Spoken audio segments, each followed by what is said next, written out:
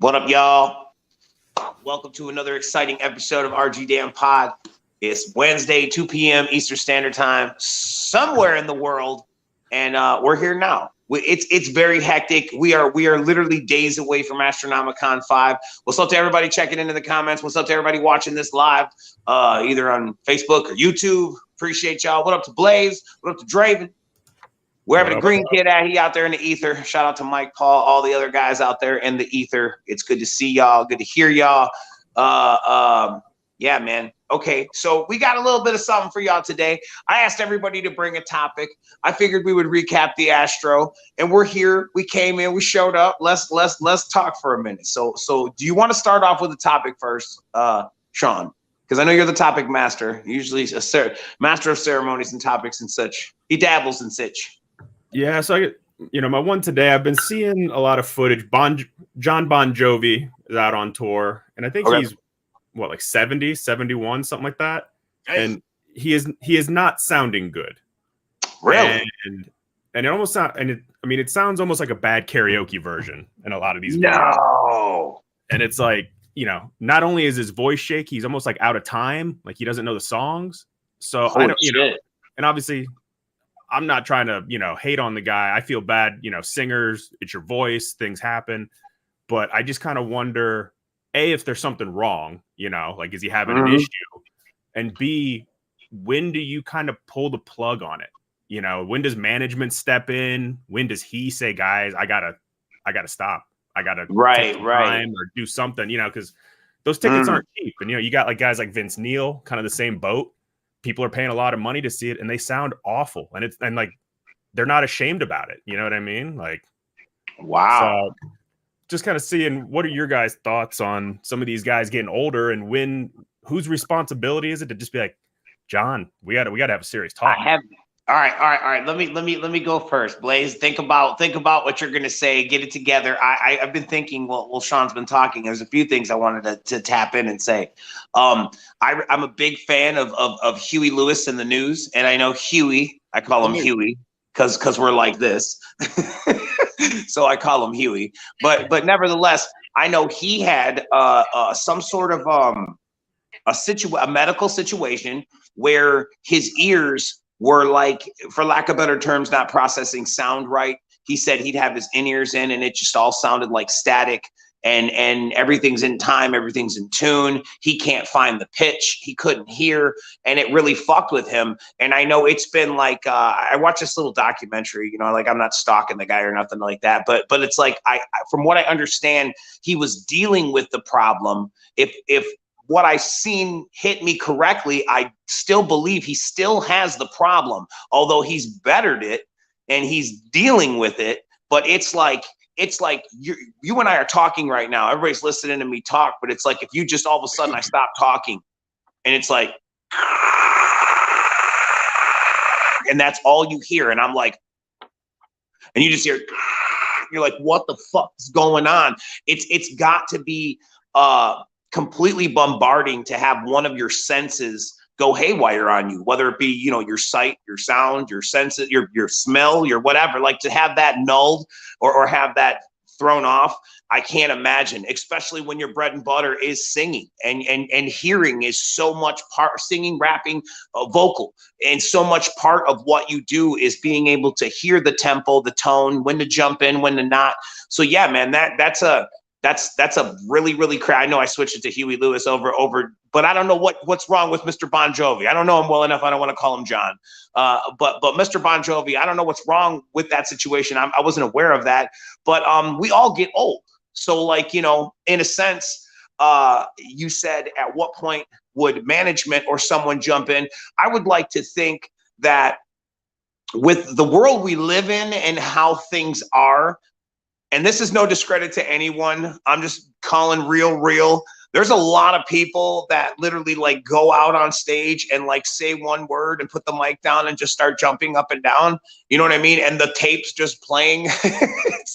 It is what it is. So in the world we live in, I feel that we've all become a little more lax on our holding people to their, like, well, they didn't do it all. It wasn't every, like, I think we're a little more laid back now as a people with that. And Yeah, man. I don't know. I don't see why there isn't things that could be done on a back end to strengthen or better for the ticket buyer, for the customer. You feel that, Sean? He said no. He's gone. Can't hear him. I hear you. Yeah, you hear him? No, okay, I can't hear him. I'm like, that's exactly where I was going to go with it. Exactly what you're saying. I think if it's getting to that point, yeah, there's somebody in management that probably would tell him, right, or somebody that's on tour with him, tour manager, or somebody there, or somebody even in the band. I mean, there's right. 4 other guys backing him up, right, that are behind him. So honestly, is it his voice that's messed up, or is it some of the other guys that are fucked up? Because I'm sure that they are already singing backup on these tracks. Now, if that's the case, then maybe somebody else should be out there. Maybe you assess the situation, right? You would bring another talent out there to back you up on your vocals. Right. I know, at the beginning of the situation, I think way back when Bon Jovi originated, I remember them days, and I remember he blew out his vocal cord from continuously singing that big high pitched part, halfway. Whoa! He kept doing that every night. That's great. And he blew his vocal cord out or something like that completely, which fucked him up. And he learned at that point, I think, that he needed some, to either pull back or learn how to actually sit with that and continue it, or let the damn crowd do it, because they'll continue and probably say, I mean, as a collective whole, they do sound full and illustrious. So I'll give you that. That is very true. Right. Very true. And we've seen plenty of shows now where whoever it is, whoever the singer is or the talent is out there, that they will have, they'll fill it in with somebody if they really can't do the full on job out there. They'll bring somebody else out there to sing it for them, or make up for what it is there and lacking. So yeah, I mean, it's sad either way. You're going to grow no matter what, and it's going to happen to everybody. And for sure, it's cool to see some of the people that still can do it.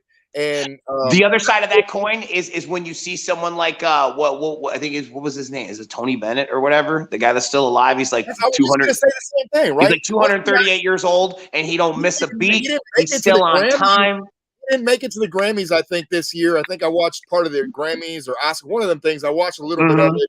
And I know his last person he worked with was Lady Gaga, and he felt she went out there and did a song, kind of like a song that was like she was doing a song to him or for him or whatever. He did, and he caught it, and he caught the rhythm, and she was able that power of music brought him from some sort of a zone where he wasn't all in his peripherals. And as soon as she started saying, he jumped right in, didn't miss a beat. And I'm like, that to me is beautiful, because that means that music is more powerful than we truly understand.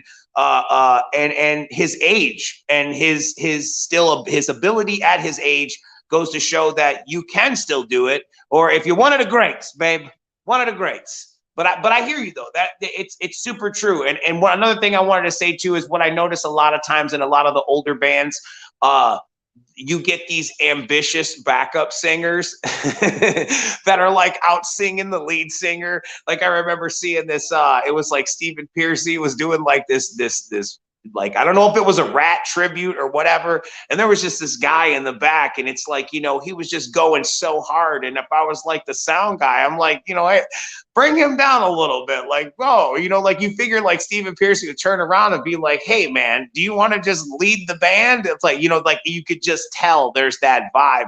So it's like, when you're in your prime, you're belting it out like that's it. That's the top echelon. But then again, and there's also tricks to the trade too that we hear and see how people can elongate their abilities for years and years to come, from scraping your vocal cords to strategically placing songs and not, there's a lot of things I've been learning and being shown. And I mean, back, I don't let the sound guy do his job. More so, a great sound guy comes in too. I mean, he's going to say the voice out there, and especially if you got now people with in-ears and all the different things that they changes the game completely, because you have a better range. That you have a better range of what you're doing. You can hear yourself over having to process the crowd, all the in-between noise, the echo, and all the backslap, and then trying to find you in there, and then try to go on top of that so you can hear. That was my problem for years. So it's like there's a lot of, again, there's a lot of, I don't want to call them shortcuts. I want to call them assist. There's a lot of new assists. Yes. What I'm saying is that if John Bon Jovi has 10 years in, and he is, he does. He clearly knows exactly how good or bad he will sound. So, I mean, he should go to that his own and be like, hey, man, we either need to switch the data around, or I need one of you guys in the back to pick me up over here or something, because it should happen that way. So, I do have a topic. The management, I mean, he should fucking know that. For sure. I do have a topic, but I just want to elongate this one a little bit and just hang here for another minute, because I really think this is interesting. But this could segue into anything, any type of profession, whether it be a superhero or whatever. Like when you get to that level of mortality, in The Dark Knight Returns, he was older and he had to make body armor because he couldn't withstand the blows like he used to, and he couldn't climb the rope. It took him more time because he was for years of getting his ass beat, where he used to just scale that bitch like that. Now he's like, and you're like, you see that, like, holy shit, that mortality has it weighs in, and it defines characters as you get to the latter end. But I guess the real question is what we're saying for Mr. Bon Jovi or Mr. Wayne or whoever, Batman. When do you get robot legs? At what point do you get synthetic robot vocal cords to continue the longevity in your craft? Right, exactly. I mean, that's, unfortunately, exactly. There is a shelf life. I'm part of the swimming team. I'm getting robot fins. Yes. it's part of the idea and the concept to I guess better yourself as you go forward. But yeah. So no, now I specifically will listen and Google after this podcast and later on throughout the day and try to find some live performances of Mr. Bon Jovi so I can see what we're talking about here, and then maybe have a better stance on it, as opposed to just willy-nilly talking out of my ass, because I'm just assuming, I'm making assumptions, because we've seen everything. We've seen it all. We've seen performances in the rain. We've seen, shit sparking, microphones cutting out, the person singing. I mean, we've seen it all. Come back as a hologram on stage and rap. I've seen it. The other guys in the band are like, we still got to eat. Perfect. It's not our fault. I want to see fucking Emperor Palpatine hologram of dude in the middle. Honestly, Sean, you're right. Tupac did sound perfect when he came back as a hologram. There was no misses on stage. I did not hear a miss, one beat. Hadn't aged a day. That voice hadn't aged a day.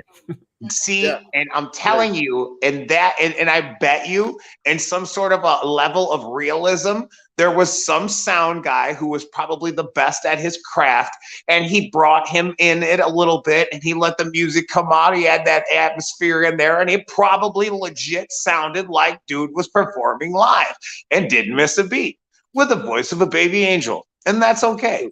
Because that's what we paid for. And that, at the end of the day, that is all that matters, my friends. All right. Yep. Let me run the spiel on Astronomicon 5 right quick, and then we can go ahead and jump into some other shit, because I'll just do this news. I have a topic. Blaze, if you have your topic, you want to get it ready while I'm doing this. Want to tell everybody about Astronomicon 5 going down April 22nd to the 24th. We are literally days away at Burton Manor, Livonia, Michigan. We're talking about Damian Leone, David Howard Thornton, Sean X-Pac Walton, Kevin Nash, Danielle Harris, Zach Galligan, PJ Souls, Scott Taylor Compton, Eric Stolhansky, Paul Scotter, Bill Mosley, Jeff Daniel Phillips, Judge Reinhold, Peter Dante, Richard Brake, Tyler May, Nick Castle, Corey Taylor, Godfather, who is also Papa Shango, I'll have you know, Scott and Rick Steiner, Tim Cook, Dirk Manning, Arthur Sinem, and Joe Rubenstein. Tickets are available, VIP packages are available, and pro photo ops are available now at visitastronomicon.com. Also want to tell you that Astronomicon 5 VIP party with performances by ABK, Boondocks, Buckshot, the ROC, and the return of Killer Karaoke are happening on Friday. Don't miss out. Literally 2 days away. And then Saturday, yes, Saturday, Twisted's Electric Lettuce Show with Blaze and Axe Alazul Ilu. Saturday, April 23rd. That is on site at Astronomicon. You need not leave the grounds. VIP holders who hold the VIP status, you get in for free. If you do not have, nor did you spring for VIP, that's okay. Tickets are available at the door if you choose to attend. That is Saturday. Shortly after that performance, you will get to do movie night with Twisted. The feature film and presentation will be Amityville 2, The Possession, jalapeno, popcorn, and shakes. Tony Shashirs and Captain Colonel will all be on site for you to decorate and accentuate your popcorn goods as you enjoy this horror classic with me, the Skinny Kid, and the home of pop culture, Astronomicon 5. There you go. There's my deets. Again, tickets, VIP, pro photo ops, astronomicon.com. Astronomic Conversations 4 just posted the other day on Astronomicon Facebook. Go there, check it out. It's me, Paul, Dustin, talking about some of the shows, running some of the deets, trying to explain just a little more into detail of the shit that we're kind of glazing over here, just kind of mentioning it and refreshing your mind. But if you feel that this isn't in depth enough, feel free to head over to the Facebook, Astronomicon Facebook, that is, and check out Astronomic Conversations Volume 4, Episode 4, whatever the fuck you want to call it. It's up there now for your viewing pleasure. Okay, that's my news. That's what I wanted to say. Now I have a topic, but I want Blaze to do his topic first because he sometimes he leaves. Okay. First, it's 420, so I want to say happy 420 to everybody out there.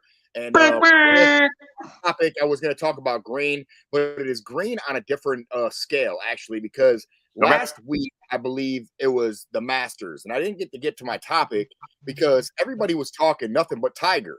Because Tiger Woods had came back and he was playing in the Masters. Now, I had started reading another story that had to do with the Masters, had nothing to do with Tiger Woods, because that's mostly everybody was talking about Tiger Woods. Well, I found a topic that had nothing to do with him, and it was a little bit to do with the Masters. Now, come to find out, there is a couple, they were an older couple that live on the Masters ground, right? All the area around the Masters has been completely bought up by the fucking golfing, whatever, PGA, the Masters, everybody like that. But there's this one house in there that's left there that has refused to sell. And they have been there for over 30 some odd years. They have been for the last 30 some years, they have came to them and they have offered them money. And they have gotten up to $1 million. Wow. Where the house is only worth $250,000 to $300,000. Okay. And it's on the master ground. So it's worth that, but they're willing to pay them $1 million to move on and go enjoy your life somewhere with your $1 million, wherever you want, and finish off your life. Well, they have refused to do this every year. They accepted people in to talk to them, have brunch, and hey, it's great to, listen to their offers and whatnot. But they have told them basically kick the can and move on. Now, my question to you is, this is like their happy place, because obviously the gentleman was, this happened a couple of years ago, the man passed away, but the gentleman he loved golf. And he must have told his wife, we are never selling this place. And both of them have refused. And still to this day, the wife has refused to sell this place. So my question to you is there a price that you guys would accept to be like, if this was your happy place? Let's assume that maybe this is your heaven. This is where you believe you're going to finish off your ending of your life. Yeah. Every year, the Masters, these people they're around their yard and walking around their yard by the thousands or whatever, 50,000, whatever it is that's on the Masters watching this event. It's like Christmas for them. But that's what I'm saying. They just love it. So I'm just asking you, is there anything that you could see that you were like, I bought this, I would never sell for no money? And if there was, what would that number be? Because if they came at them with like 30 million and said, hey man, we'll just give you 30 million, would you get the fuck out of here? Do you think they would? Yeah. Assuming by their standards, they have been like, no, get out of here. Don't ever come back. Yeah, you know what I mean? yeah. Like, We'll see, like, I want to understand it because I kind of, from what you're saying, so like there's a house that's on where they play the big golf game, and this house refuses to move or let them buy the land so that they can get rid of it. They've hired the A team to protect them because they were being threatened. You either sell or else. they don't even know. They're cool with them. They're cool with them living there. It's No, I'm just fucking around. But like, yeah, so you can imagine that they probably had their windows broken with golf balls. Because with them being in literally call it an earshot, a golf shot of from fucking four. Okay, so there's that. They willingly love it. So there's that. And I think the next two things that are in my head are that it meant so much to the guy, the husband that you talk about, that the wife was like a part of that with him, and she seen how much it meant to him. It may have rubbed off on her, or she may have shared that ideal with him. So she might be like, we ain't selling punk to the end. And then which is what I feel happened with like the 66 Batman intellectual properties, because forever they didn't do shit with them. And I feel like somebody passed away and somebody inherited, and the inheritance didn't give a fuck about all of that fucking mumbo jumbo. It's better than any, it's money, it's business. You can see you're only alive on this planet for so long. Get your paper, move forward. And then all of a sudden, everybody started making 1966 Adam West and Burt Ward toys. McFarlane's making them now. Like, it's just, it's a domino effect. Just everybody's currently still, for the last 5 years, has been mass producing this intellectual property that sat on a shelf somewhere forever. So it's kind of the same thing that you're saying. Like, this place has just been sitting here, and the husband passed, God bless him in heaven. Now the wife is there, and she's holding it down. And if he passed, she's probably close, you know. So then it's going to go to their children or next to kin. And somewhere down the line, I hear the $1 Million Man in the back of my ear telling me every man has a price. Every woman has a price. Every human has a price. I can hear that in my head. Everyone's gonna pay. See, and just behind that voice, I see Virgil just counting a crispy stack of fresh Benjis, and I'm like, you know, that could be very true. 10 times in a row. Right. Well, you say they've already offered them an obscene amount of money, something, a property that's worth like hundreds of thousands. You're saying was up to almost, I heard, 2 million at one point. And then you said, what would it have to take? Would it be 30 million? And it's like, you know, to the two people who passionately love it, no money will ever suffice whatever their dream. But to the people that are just behind them, that will inherit that property, they've probably had a price tag fix it in their mind for centuries. And you know, what I think unfortunately that's the way life goes sometimes. But on the upside, or the glass half full portion of that, when it was with the Batman 66 property, it brought me and other people who love Adam West, Burt Ward, and that scene much joy, much love, and excitement to be able to put new statues and action figures on our shelf and remember and commemorate what we love so much, which probably someone's turning over in their grave like, God damn it, I never wanted that to happen. And I'm sorry that happened, but it made so many of us happy. So there is a good side to all of the bad side. I hope. I don't know, but that is very true. So you're asking, what is the price? What is the price? Sean, what's the goddamn price to get you out of your happy place? Yeah, I mean, I'm not a sentimental guy, so if we're talking in the millions area, he said, bring it. Find a new place to live. He said, you want me to wrap this shit up? Are you good? Just give you the keys. You walk right in. I'm going to leave my underwear in the drawer. You can wear them. I don't care. You can eat them. They're yours. You bought them. Check cleared. Your underwear, your property. See ya. Poof, and I'm gone. He said, all islands are the same, man, babe. All islands are the same. It doesn't matter. Right. I suppose if you in business, you're supposed to what I've been taught, or we've always seen, anytime you can 2x something, you're doubling. Anytime you can 3x, 4x and on upward, you don't see those opportunities many times in a lifetime. So in one place you were 30x on a property that was deemed a fraction of 1 times X. So yeah, man, I would say take advantage of opportunities wherever they pop up. That would be the thing. And if the people buying that property for that obscene amount of money truly had their heart in the right place, they would put it in some sort of on the same property, just out the way. So you could play through where it used to be, but you could honor it, and maybe now you can have lunch in it. Maybe now it's a restaurant, or it's the memorial for the family who was part of the grounds. I don't know. I mean, there's a lot of fun and interesting ways that it can pay homage to those people who had such a passionate love for not moving, and actually be positive and being able to play through the obstacle that sits in the middle like a blemish or a big sweaty pimple. Right. I'm gonna put it right there. We got this but yeah, so shit house in our fucking area. There's only one place. Interesting. And we can't get the fuck out of here. Interesting. Supposed to move out in the 70s and sold their house to us. I think that's neat though. I think that's cool that people are still passionate about something that much, that money that literally it holds money holds no value in their passion. That right there is a beautiful sentiment you won't hear nowhere else in the motherfucking world today. Right here, right now on this podcast. That's what you heard. That's true. See, as I said, I thought it was very interesting.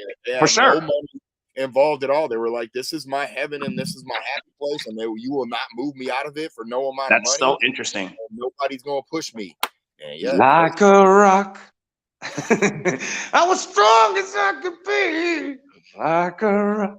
Yes. All right. Okay. Here's my topic for you leave and everything, because I want you to be a part of this one too. And then we'll just maybe this we can. If Sean has another one, we'll round it out. If not, this will be it. Okay, so my topic is, with all the nonsensical changing and things and editing and omitting history and getting rid of daylight savings times and all this, that, and the other, do you feel, all y'all watching this, Blaze and Sean as well, do you feel that the turn-up holidays, like, in no particular order, Cinco de Mayo, St. Patrick's Day, 420, February 1st is CBD Day, June 18th is Jack Hare's birthday, July 10th is the Oil and Concentrates Day, October 5th is commemorating the victims of Prohibition, November 6th is Legalization Day, and then there's Tommy Chong's birthday as well. Do you feel that these holiday events, although calendar dated, should by law be moved to weekend settings? Because everybody's going to get fucked up. They're going to be turned up. They're going to be party, caraba, fiesta, forever, in the streets, no shirt. We know how it is when it's 4th of July and everybody start barbecuing. You get a little barbecue sauce, the beer's open. Next thing you know, Uncle Teddy ain't got no shirt on. He out there fighting the fucking fire hydrant and shit, or whatever. It's like people get in that place. Do you feel these turn-up holidays should be just moved to the weekend? So they're like a Friday, Saturday, Sunday thing. I don't need you getting fucked. I don't need Cinco de Mayo to happen on Tuesday, and you got motherfucking Return of the Sixth, and you got to be back in work at 8 a.m., and you like, all right, hold on. Let me see here. Trying to type his shit. Like, it ain't gonna work. But I mean, some holidays are on a specific date, like Cinco de Mayo needs to be on the 5th of May. I mean, you have a valid point, and that's why I said in my insanity, I said that they would be acknowledged on that date, but say that celebrations will be represented on, which would be, so if it was Cinco de Mayo, we said it would be a Wednesday. It would be they'll be celebrated on the 8th, motherfucker. No turn up till the 8th. No sleep till Brooklyn. Aren't you still like you're wearing your Star Wars theme stuff the day before on May 4th?